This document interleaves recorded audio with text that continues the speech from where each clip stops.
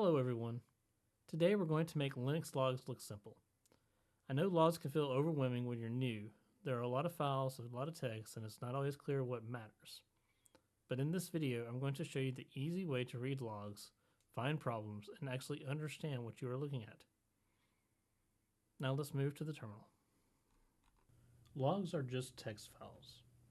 They record what your system is doing.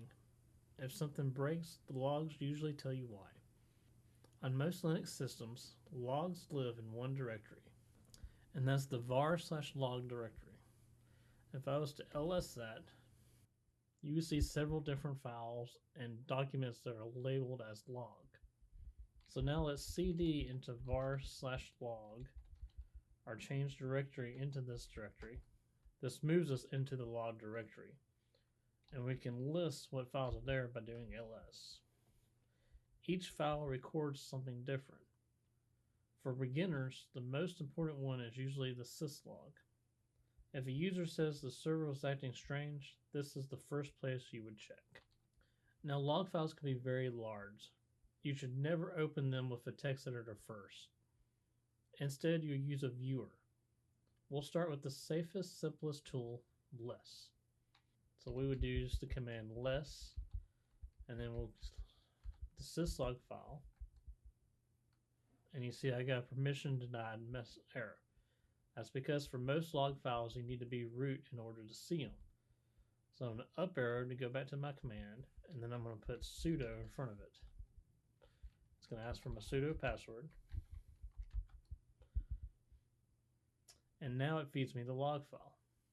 Each line has a date and a time, the host name, and the service name, along with a message.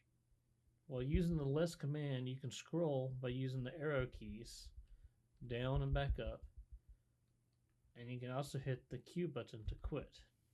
This lets you safely read logs without changing anything in them.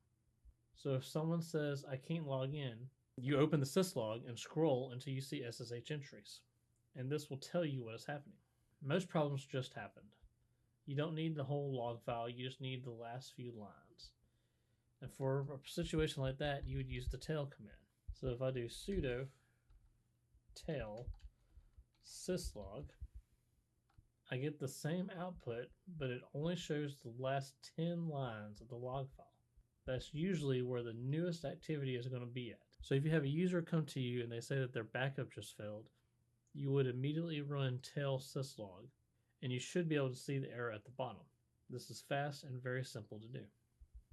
Sometimes you're going to want to watch the events happen in real time.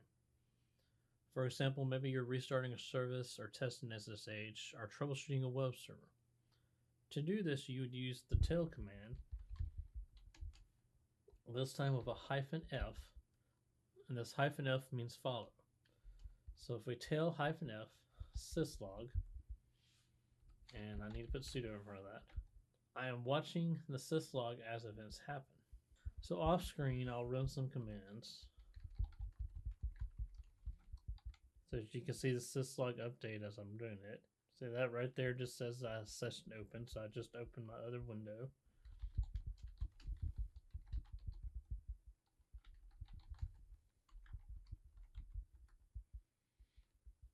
And I just ran apt update, and as you can see, the lines are appearing as they happen in the syslog. So now the logs are updating live, and you simply do Control-C to stop this. And let's say we were having an issue with our web server and it was having trouble starting. So on the other screen, I can do sudo systemctl restart nginx.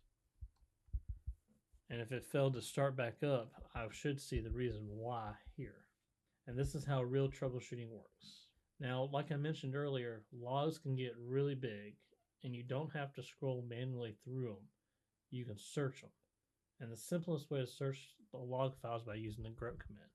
So we're going to grep -i so that it doesn't matter if it's uppercase or lowercase, bow, and syslog. And again, I forgot to use sudo. But this time I'm going to do sudo 2 exclamation marks. And what that does is it repeats the command as sudo. And so grep searches for matching text. And here we see every line that has the text BO in it. Now some of these are related to me, and Bo might have been a bad example since my server name is Bo. So let me go back and let's script for something. So let me clear my screen. And I'm going to go back and we're going to grep for something else. SSH. So now we see all the times that the SSH server logs something in the syslog file. So instead of having to go through the whole file and filter through things that you're not really looking for, you can look for something a little more specific. So to put it in a real world scenario, if you have some login attempts that are failing, you can grep for failed in the syslog and instantly see any failed logins without having to scroll through it. Now, the number one most common mistake that people make, and you saw me make it several times here, is not using sudo. So if you get any type of permission denied message, you need to use sudo in front of your command.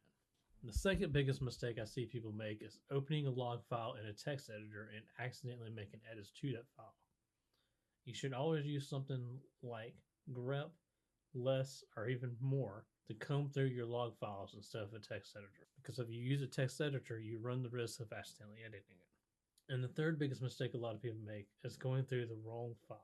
If you don't see what you expect, start broad with syslog, then narrow down to a particular log file. So let's put it into a real world situation. We have somebody say, I can't SSH into the server. So you would sudo tail -f syslog, and then have them try to log in from another machine. And as you can see, syslog didn't log anything, so I'm going to cancel out of syslog and do an ls. In this situation, since syslog didn't log anything, we're going to look at the auth log. So we're going to tail -f auth log, and I forgot to use sudo again. And there you can see at the top of it the failed password logins from the user off screen. So this tells me that the username was wrong, that SSH was actually working, but authentication failed. So now you know the problem is credentials and not the network. And this is how logs can help you reduce guesswork. One optional next step is using the command journalctl. On newer systems, logs are managed by systemd. And the simplest way to use journalctl is with the -xe. This shows recent system errors with explanations. So if I just run it broadly, you're going to see some syslog where I was tailing for the wrong thing. But I can even do it more specifically, like for Nginx. But this shows logs only for Nginx. And once you get comfortable with everything in today's video, this will be your next step to master. But first, look through these logs using grep and more until you're comfortable with them. So hopefully after this video, you can see that logs are not that complicated. They are just text files recording activity. And if you practice using less, tail, and grep, you will be able to troubleshoot most beginner issues with confidence. Work through this a few times and it will feel natural. If this video helped, please leave a comment down below, and I will see you in the next one.